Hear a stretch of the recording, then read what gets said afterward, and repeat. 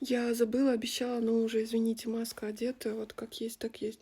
Короче, по поводу зависимых, то есть это наркомания, алкоголизм и игромания, да. В основном сейчас Бахслар Емшелер отказывается брать таких. Если кто и может себе позволить, то это специализированные психологические центры, типа наркодиспансер, что-то вроде этого. Есть частные, есть государственные. Если кто сидит у меня в Инстаграме, там в Инстаграме есть прямой эфир, года 2 или 3 уже ему, извините, по фильму Бахсе. Кто видел фильм Бахсе, где прототип главной героини, это как раз вот, как ее зовут? Бифатима. Бифатима Апа, которая в этом, Унгуртаз, да? Блин, все вылетело, под Алматой находится, в той стороне. Там вот как раз показано, то есть к ней привели зависимого, тот, который вот во все залазит, то есть он и пил, и играл, и секс, ну, короче, вся зависимость у него там была.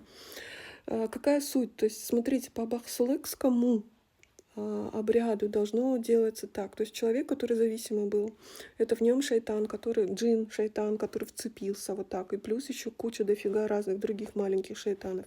Сюда потом входят шайтаны ложь, шайтаны хитрости, ну вот типа такого жадности. Что еще там получается? Похоти, ну там они дофига всего ловят. То есть если ты ловишь одного большого шайтана, вот который по зависимостям тебя пробивает, и ты вот хапаешь всех подряд, да? Короче, что для этого... То есть суть получается в чем? То есть зависимый человек, на нем сидит джин, который прям вцепляется, скажем так, у этого джина, то есть у этой сущности. Давайте не джин, все-таки сущность. Больше, наверное, шайтан, но все-таки выше по иерархии, если так смотреть. У которого дофига таких куча лап, да, или не знаю чего, там щупалец, который прям проникает по всем этим мышцам, цепляется, держится и не может с человека его скинуть не просто так. Суть в чем? Вот такого зависимого человека обычно завязывает, заковывает. Вот в фильме Бахсе там показана яма. Да, в ямы сажали прям таких, доводили буквально до полусмертельного, такого истощенного состояния для того, чтобы здесь как раз сыграть. У казахов очень много обрядов, когда надо сымитировать, типа человек умер, для того, чтобы сущность от него отцепилась. То есть суть в этом.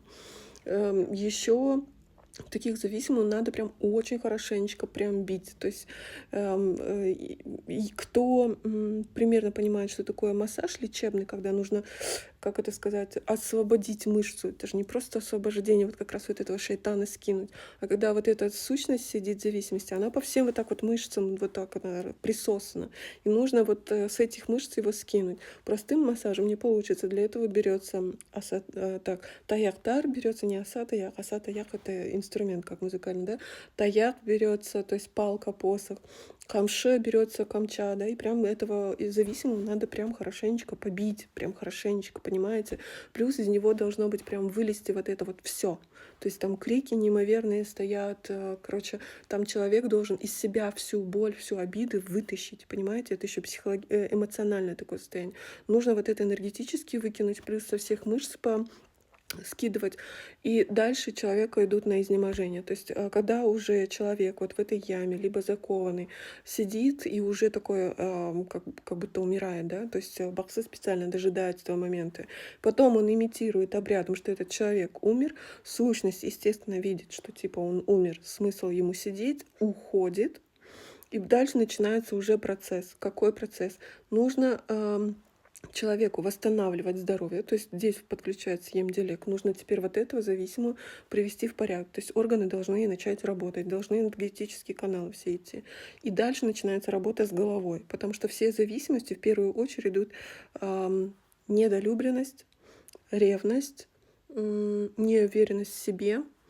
По сути, это все из детства получается, то есть тяжелое детство, либо когда все дозволенность. То есть, ну, опять же, это получается воспитание. Вседозволенность почему? Вседозволенность, порождает, неуверенность в себе, страхи.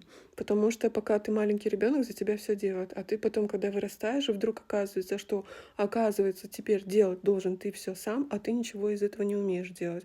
И вот тут начинается страх, и начинается неуверенность. А так как ты всегда был любимчиком и всегда был наверху, что тебе остается? Тебе остается уходить в агрессию и выискивать варианты легких, скажем так, денег. Вот. Так что осторожно со вседозволенностью. У нас сейчас очень много, особенно для мальчиков. То есть все им подают на тарелочке. Они не убирают, не готовят, не понимают сложности работы, не понимают физическую работу, не знают, как деньги зарабатываются, ценность деньгам не понимают. Девочки тоже такие есть, но просто девочкам проще. Скажем так, у женского пола зависимость слабовата в этом плане. Хотя сейчас уже я смотрю, у меня и зависимые. Но женщины просто, они успевают прийти, помощь попросить, когда еще не все так сложно. И я их вытаскиваю. А вот мужчины, они до последнего же молчат. Потому что как принято, типа, мальчикам не надо жаловаться, да, и они натворят таких дел, что уже потом не знаешь, как из этого вылезти. То есть он уже не знает, как вылезти, и приходит, и ты такая стоишь и думаешь, ну и что я теперь сделаю? Все закрыл, полностью перекрыл. Вот. То есть вот такая сложность по зависимости. Вот какой процесс идет. Теперь смотрите, учитывая, что у нас как это правовое государство, и Барсе, по сути, как бы вам сказать, все равно, пусть и появился термин Барсе, но вилами по воде. У нас нету как таковой сертификации. Это никак нельзя сертифицировать по-нормальному, по-медицински или как это еще. Любой адвокат в пух и в прах разобьет наши обряды. Люди зависимые, то есть они могут сказать, да, я согласен, а потом буквально на втором приеме или даже на этом же приеме могут начать уже говорить, вот, вы меня избили, вы там то, короче, ну, физическое, там еще какое-то взаимодействие. Вот такие вот вещи начинают говорить. Ну, потому что это джин начинает, потому что идет на попятную, уже не хочет отрываться, хочет идти играть, то есть вот эта зависимость начинается идти. И поэтому Бакслар не берут, потому что юридически мы не застрахованы, мы никак не поддерживаемся в этом плане. А так у наших Атаба Баларос отличные есть способы, то есть понятно все, как это все работает, обряды. По-хорошему, к сожалению, здесь не получается, потому что, как бы то ни было, зависимость — это, по сути, если так смотреть, наверное, мышечные зажимы там разные, да, но это, по сути, спазмы стрессовые и так далее, плюс психологическое, то есть это вот все тут проработать надо. Как-то так. И еще я только когда стала с сыном общаться, кстати, у нас будет стрим с сыном в субботу в 6 вечера, по-моему, да, в 6 вечера, стрим здесь и прямой эфир в Инстаграме. Он мне объяснил по поводу зависимости курения. Оказывается, как это ни странно, самая сложная зависимость это именно курение. Дело в том, что сигареты, в сигаретах есть, я не знаю, я уже забыла это, я вот это не запоминаю, сын отлично это помнит, Азат. Есть есть какое-то вещество, которое наш организм сам вырабатывает. Но когда ты куришь, это вещество попадает вместе с сигаретами. В итоге организм перестает вырабатывать это, и он просто разучивается. Организм больше не может вырабатывать это вещество. И вот отсюда идет очень тяжелое, что нельзя убрать сигареты. То есть считается, что зависимость табакокурения самая сложная, которая не убирается. Тут чисто от человеческого вот этого. И нужно восполнять это вещество, к сожалению, я не помню. Кстати, по поводу наркомании, в России, по крайней мере, точно, может, еще где-то успешно помогают с помощью мухоморов. Красных и пантерных. Насколько я знаю, по-моему, красные лучше или пантерные лучше. Потому что они создают нейронные связи. Как раз то, что вот разрушает, обычно наркотик разрушает же мозг еще. Вот. Хорошо помогает мухоморы, потребление. Переесть мухоморы вообще невозможно, потому что для того, чтобы их переесть, нужно, мешок съесть. Это нереально. Как-то так.